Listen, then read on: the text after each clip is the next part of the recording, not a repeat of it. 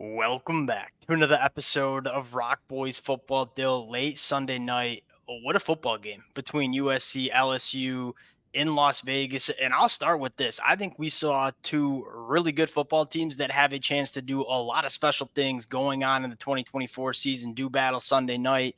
Dill, USC getting it done. And I think the first thing that comes to my mind is, proving a lot of doubters wrong. There was a lot of national media analysts getting in front of cameras and the microphones talking about this USC defense, talking about replacing Caleb Williams.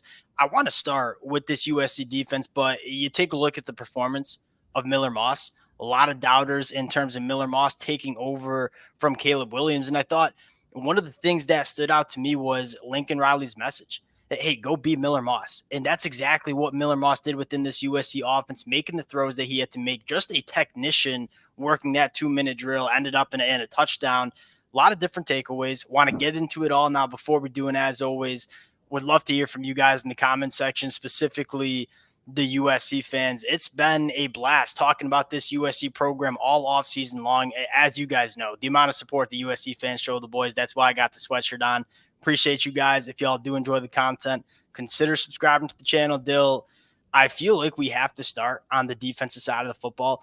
That's going to be one of the best offenses that you see in the country in LSU. I thought Garrett Nussmeier was phenomenal all Sunday night. Well, what did you see from this USC defense? At least in my opinion, just a night and day difference from the 2023 year. Yeah, exactly what you kind of said. A different mentality, a different level of execution. The big thing, obviously, that stuck out to me was the tackling from the secondary. Yes. When guys caught the ball in the flat, firing downhill. Kamari Ramsey had an unbelievable game. Jalen Smith had an unbelievable game. Those two are the guys who stood out. But at the end of the day, everybody was tackling. They were tackling in this pass. They were tackling in the run. That secondary to me just looked like a completely different unit. And the way they were playing, the mentality they were playing, very, very impressed from that group of guys. I 100. Kamari Ramsey is the guy that I think ties it in. You ask me to say who's the most valuable player for USC on defense, I'd probably point to Kamari Ramsey in that football game. Made some massive plays, but I think you said it best. One, everybody was in the right spots, in the right positions. This was a USC defense that looked all on the same page, which is a far cry from what we saw in 2023. The physicality, the tackling, the rallying to the football. Again, I texted you after the first quarter of this game and said, this looks like a brand new USC defense. And throughout the week, we're going to kind of get more into what we saw from Danton Lynn in this USC defense. But as of right now, what I'm most impressed with is just the mentality that this USC defense took on. The linebacker play, Mason Cobb. I was on Mason Cobb all offseason. Right? I was like, hey, Mason Cobb was brought in from Oklahoma State in the 2023 year, just did not play good enough in 2023, obviously nursing some injuries. Mason Cobb, Eric Gentry, two guys that have been through their growing pains within this USC defense. One emerged as absolute ball players for USC, but more importantly, Eric Gentry coming up with that 3rd-and-1 stop, that changed the football game. I don't think USC wins that football game if LSU picks up that first down. What a play by Eric Gentry, who, again, not necessarily a starter, a unicorn. Danton Lynn was kind of moving him around, which I was a massive fan. That's what I was going to say. That's the exciting part about what we saw from Eric Gentry is he wasn't just stuck out there and then off-ball linebacker, kind of not where – I don't know. He was playing that position well today, so I don't want to say he can't do it, but he's a guy who can do so many different things. I saw him rush the passer a couple times, saw him playing the line of scrimmage a little bit. A guy who, again, when he's playing in zone and dropping in, gets his hands on football, very, very long. He's a guy who can do so much. I was excited to see them doing a little bit more with him and using him in more creative ways than I feel like what they used him last year.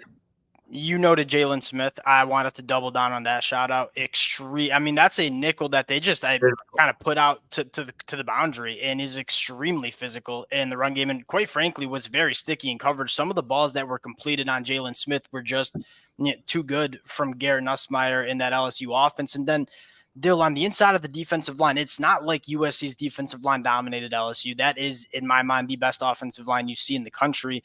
They certainly held their own. And there was a lot of dirty work getting done by a guy like Nate Clifton, who's only 295 pounds, playing on the inside of this USC defensive line. All the narrative and talk about USC not being physical enough in the trenches, they certainly held up their end of the bargain on the defensive line there. Him and Gavin Meyer, I was very impressed Dogs. with both. And I gotta like kind of go back. I feel like I was watching that game. Obviously, I'll rewatch it and kind of see everyone else who was kind of making things happen. But I think you're right. At the end of the day, there were only a couple plays where I'm like, man, LSU really executed exactly how they'd want, and kind of frankly how I thought they would be able to do coming into this game. I think if you would listen to our breakdown, I kind of said I don't really see how USC stops this offensive line from kind of doing what they want. And they did it. There were a couple drives where LSU did get some things going. They were starting to get big holes. But that really, I think only one drive I would probably qualify as that. And one thing I would note there is that this USC defense showed a lot of resilience. Like again, go back to that 2023 defense. They're breaking at the end of the third quarter, going into the fourth. There's no doubt in my mind. I think a lot of USC fans. I was watching that football game and said, "Dan, I think USC's defense." I think I texted you that. I think USC's defense is broken. And sure enough, they come on the fourth quarter, get a stop, get the ball back to Miller Moss. Miller Moss does the rest. Dill, one thing other, and we'll kind of talk about the schematics of the USC defense later on in the week. A lot of mixing up of the fronts, which I was a really big fan of. Where you look at LSU's offensive line, they're dudes, like very good offensive line. What's one way you can kind of unsettle the offensive line? Give them a lot of different fronts and a lot of different looks. You saw 3 down linemen, you saw 5 down linemen walking the safeties onto the edge. It was all sorts of different looks for Dan Lynn. I thought he did a very nice job kind of messing with some of the run schemes that LSU was throwing.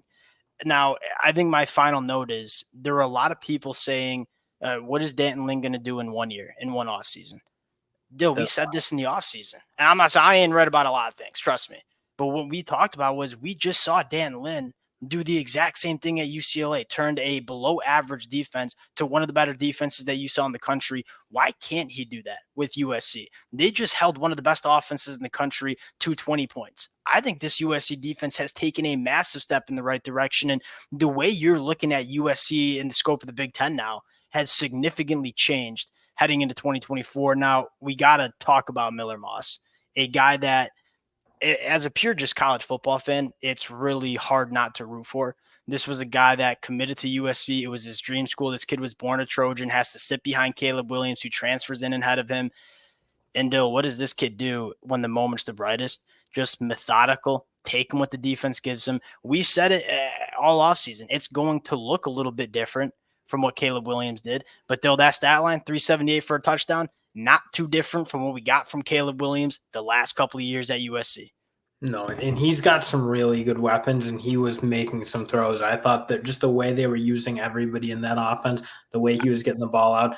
I mean, some of those plays to Lake McCree, very impressive. Balls out quickly. Very good play calls by Lincoln Riley as well.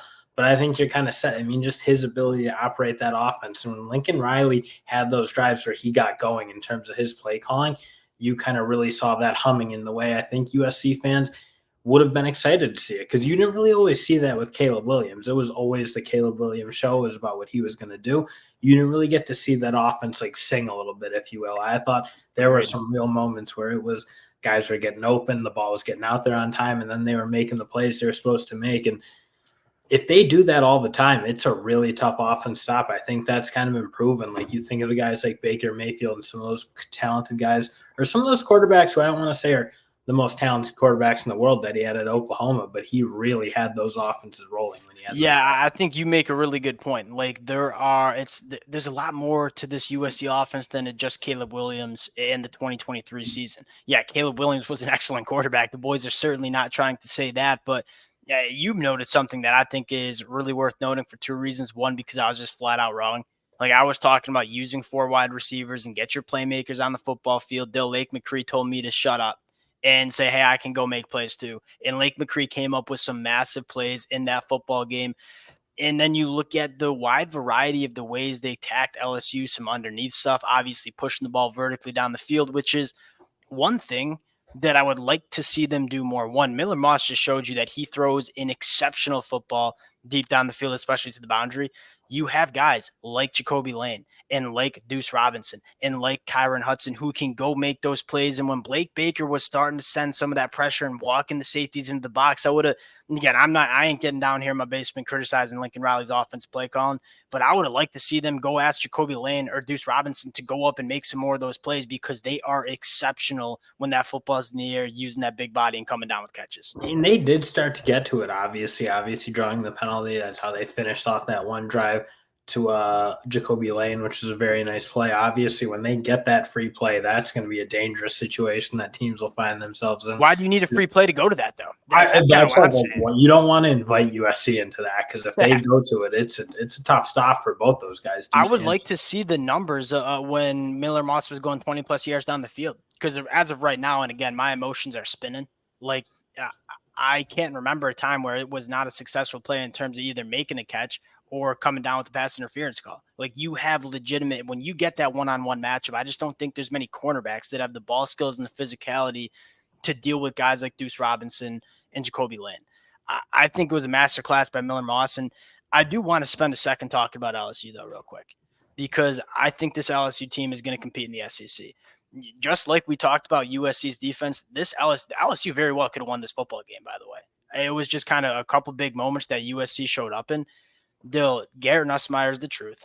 After watching Kay Klubnik at the noon slate, and then as a Michigan fan watching Davis Warren at night, we just saw a clinic of quarterback play. Garrett Nussmeier's the guy. He's got plenty of options around him with a great offensive line, but I think the bigger storyline is, that LSU defense has changed too. All the things that we talked about in terms of USC's defense changing from a mentality standpoint, I'm saying the exact same things for Blake Baker and that LSU both defense. Fundamentally, I mean, you see the mentality changing from like playing defense and always being on the defensive to being in a very much an attack mode. And both teams are doing it. I mean, USC making a lot of things happen, trying to stop that run, coming with guys off backside edges, making plays, doing a bunch of those things, walking safeties up to confuse those blocking schemes that LSU is running, and then LSU doing kind of the same thing, getting their hands on a lot of footballs, batting them down, and getting a lot of pressure through some of those blitzes that we know Blake Baker likes to send. So, again, you just saw both teams, I think, totally flip their mentality, and that's, I guess, kind of makes sense. I mean, that's just how they teach it. That's how they coach it. Both do an excellent job. You can tell there's some different leadership on both of those defenses, and I think where we'll kind of sign off here is, USC going into the Big Ten with the quarterback play that we saw, like, if this USC team, USC might have just played the best offensive line they'll see all year. And I think they showed they can handle it. And so you feel comfortable about them handling the physicality of the Big Ten. Is Miller Moss, I mean, like, how many quarterbacks are you taking over Miller Moss in the Big Ten? Again, it's a small sample size. It's 2 games. You saw Louisville and LSU. But Miller Moss, I think, has asserted himself as one of the better quarterbacks in this conference. He's got an elite head coach calling the plays, elite playmakers on the outside, and a USC defense that seems to be much improved. When we come out with our top 25 tomorrow night, going to be interesting to see where USC slots. We had LSU above USC. I took USC and the points going into this one, but we had USC just below LSU. We got to make some changes, update it. We'll close it out there. Appreciate you guys rocking with the fellas. Again, if y'all do enjoy the content, consider subscribing to the channel. Appreciate you guys, and we'll talk to y'all later.